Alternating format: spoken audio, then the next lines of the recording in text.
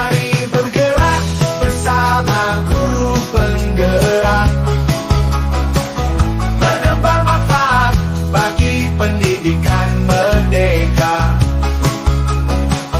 Lekas bergerak dalam pendidikan penggerak, ciptakan generasi unggul penopang bangsa. Mari bergerak, lekas bergerak, dan selalu menggerakkan. Mari bergerak, lekas bergerak, dan selalu menggerakkan.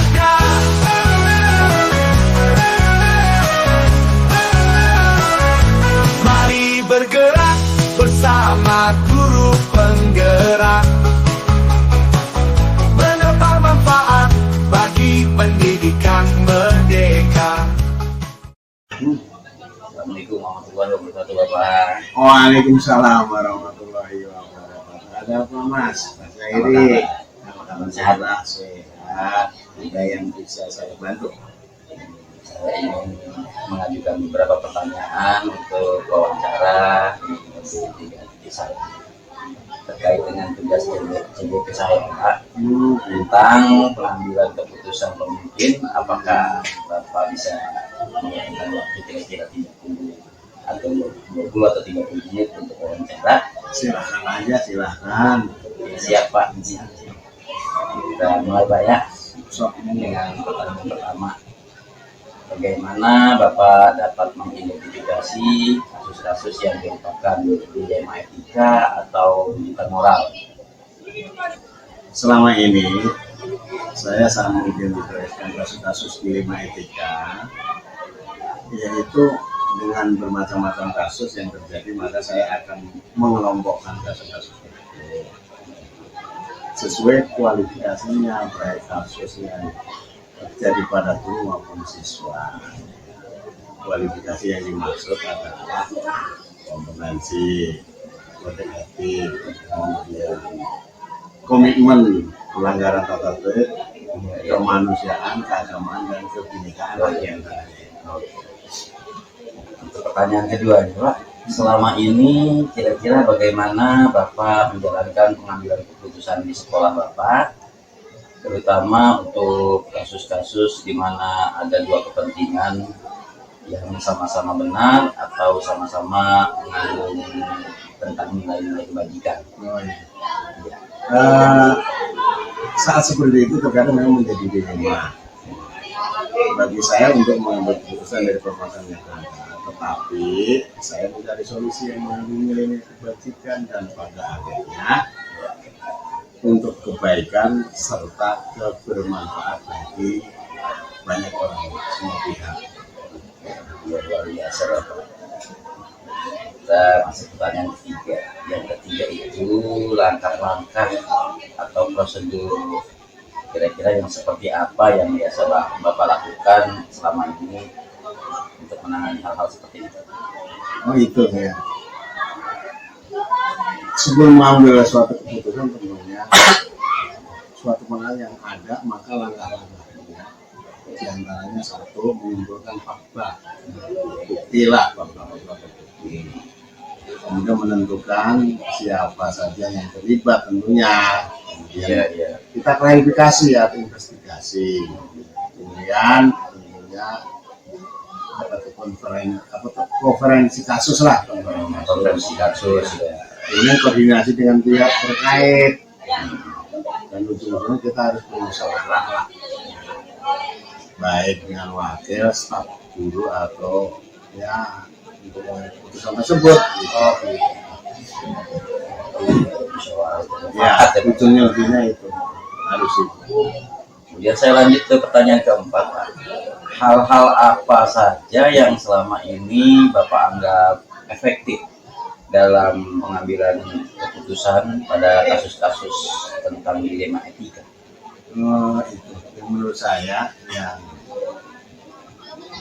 efektif bahwa keputusan yang saya ambil tidak merugikan orang lain, ya, dengan jalan tentunya persuasi, pendekatan, ya, kemudian melakukan dengan pendekatan psikologis juga, pendekatan sosiologis, dan kekeluargaan tentunya, di mana setiap permasalahan bisa kita selesaikan dan melihat dari sisi baik sesuai dengan nilai kebajikan.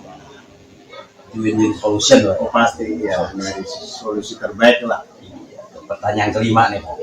Hal-hal apa saja yang selama ini merupakan tantangan dalam pengambilan keputusan pada kasus dilema etika tersebut? Menurut saya tantangan saya dalam keputusan saat kasus tersebut sama-sama benar. Iya, menurut penilaian sama benar ya. Kemudian sama-sama mengandung nilai kebajikan, tetapi kedepannya berpengaruh pada dampak pada kebijakan sekolah terkait dengan turut campurnya tentunya pihak-pihak luar. Lanjut pertanyaan ke-6. Apakah Bapak memiliki sebuah tata cara atau jadwal tertentu dalam sebuah penyelesaian kasus dilema etika? Gitu. Untuk kasus yang sederhana memerlukan penyelesaian cepat, langsung ya, saat itu juga kalau menyelesaikan. Tetapi untuk kasus melibatkan banyak orang, menurut saya maka perlu kita sesuaikan secara bertahap dengan melihat siapa yang terlibat, mencari fakta kasus, investigasi, konferensi kasus, lalu bermusyawarah ujung-ujungnya. Dengan itu untuk melakukan yang terbaik, tentunya tidak merugikan semua pihak. Oke Bapak, sekarang pertanyaan ke-7. Ya, silakan. Adakah seseorang atau faktor-faktor apa yang selama ini mempermudah atau membantu Bapak dalam pengambilan keputusan dalam kasus-kasus dilema etika tersebut? Faktor-faktor yang mempermudah saya biasanya dalam mengambil keputusan adalah teamwork. Tidak sendiri ya bekerja sama ya. Teamwork ya. Sama dengan tentunya para wakil ya. Kemudian peraturan yang disepakati mana serta tetap melihat nilai-nilai kebajikan serta norma-norma yang berlaku.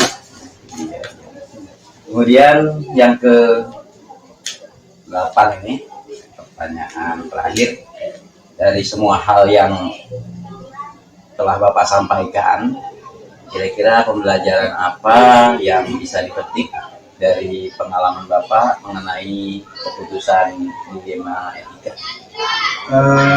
Tentunya pembelajaran yang dapat saya dapatkan adalah dalam mengambil keputusan diperlukan koordinasi dan kolaborasi yang baik semua pihak agar mengambil keputusan tidak terkesan buru-buru.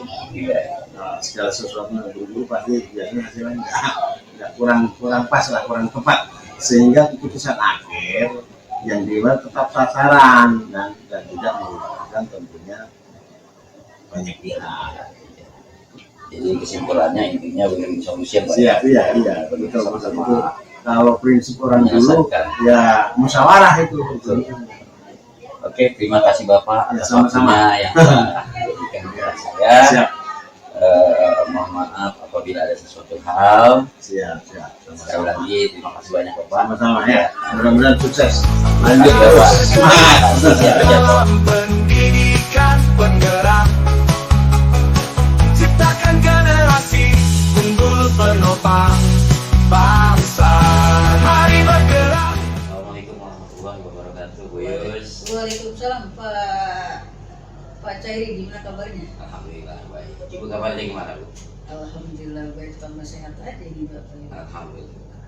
Jadi gini, saya pertama-tama mengucapkan terima kasih atas waktu Ibu yang Ibu berikan kepada saya untuk mewawancarai tentang keadaan yang ada di SMK Agung ini. Ya. Karena ada beberapa hal yang ingin saya tanyakan kepada Ibu. Mudah-mudahan Ibu berkenan dengan pertanyaan saya. Oke, kalau bisa saya jawab, dan kalau memang kurang-kurang sedikit, tolong di Oke, siapapun. Ada 7 pertanyaan yang ingin saya tanyakan kepada Bunda Yus.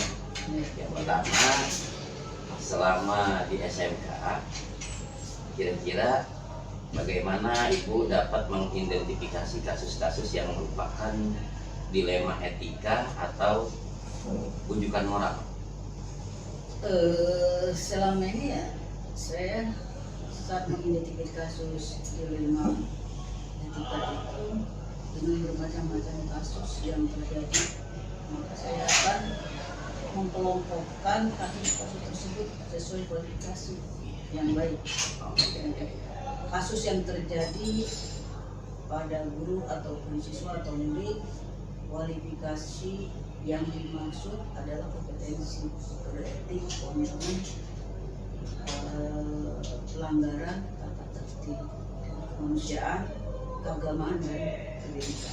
Berarti diklasifikasikan di Ya, kelompok-kelompokan ya? dikelompokkan itu, karena kalau nggak dikelompokkan kita akan membahasnya tidak intensi ya. Itu luar biasa ya. Kita lanjut yang kedua nih Bun nih. Selama ini bagaimana Bunda menjalankan tentang pengambilan keputusannya di sekolah, terutama untuk kasus-kasus di mana ada dua kepentingan yang sama-sama benar atau sama-sama mengandung nilai kebajikan? Kalau seperti itu terkadang memang jadi kita menjadi sebuah dilema Iya. bagi Kalau sama-sama benar ya? Ya, sebagai saya sebagai pemimpin mengambil sebuah keputusan dari permasalahan yang ada. Tapi saya mencari solusi yang mengandung nilai kebajikan ya.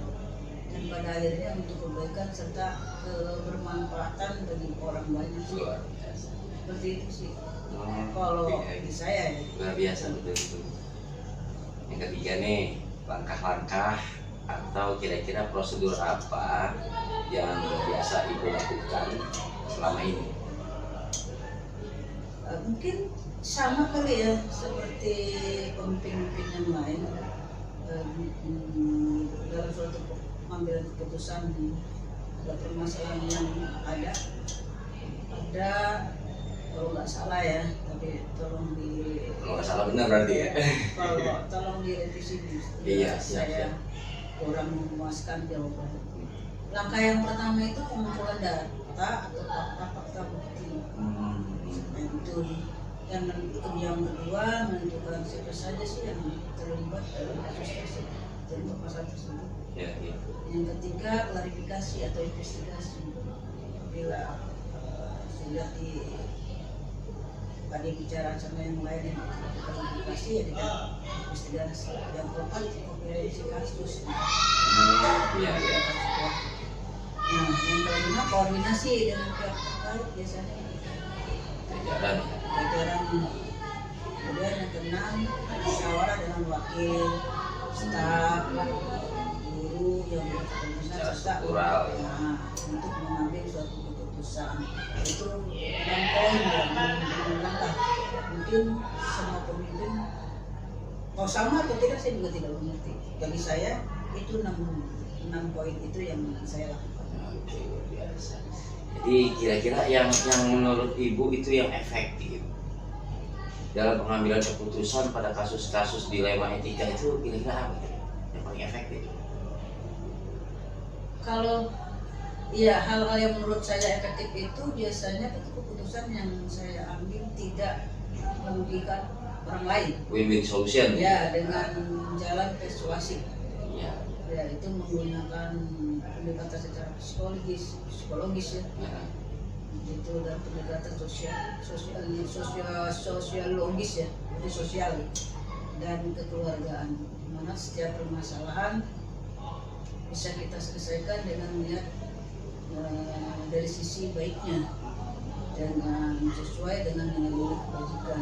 Jadi jangan 10 kebaikan 1 kesalahan nah kita lihat fatal itu kan tidak Ya, ya. Nah itu tidak boleh Iya. Pak Tairi. Umumnya satu yang dilihat ya. Iya, kebaikannya 10 satu langkah satu aja Satu. itu sampai bencinya Gara-gara nyala setitik rusak susu sebelah gitu ya. Iya. kita tidak mau seperti itu Mm-mm. ya karena ini dunia pendidikan Pak Betul, Jadi betul.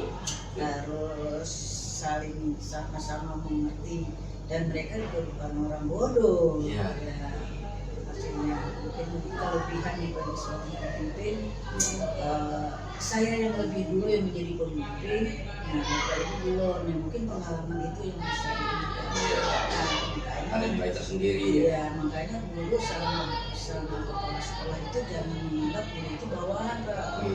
Adalah partner kerja. Rekan kerja Nah, itu luar biasa, sama-sama menguntungkan sama-sama jalan menunjukkan gitu. jalan. Karena hanya bedanya secara akademik dan juga sarjana. Iya, iya. Gitu. Cuman bedanya nasib aja itu. Nasib saya jadi pemimpin. Lebih nasib dulu ya. saya jadi Ah, dulu iya, jadi iya. guru. Iya, Gitu. Benar sekali, Bro. Nah, dari hal-hal yang seperti itu tantangannya apa, Bro? Ya kalau tantangan dengan putusan itu saat kasus tersebut sama-sama benar, sama-sama mengandung nilai-nilai kebajikan. Tapi kedepannya berpengaruh nih pada dampak pada kebijakan sekolah terkait dengan ya biasanya itu ada hal lah yang turut campur pihak-pihak yang luar yang tanpa kita sadari itu. Kira-kira ada nggak tata caranya atau jadwalnya secara prosedur tentang hal itu?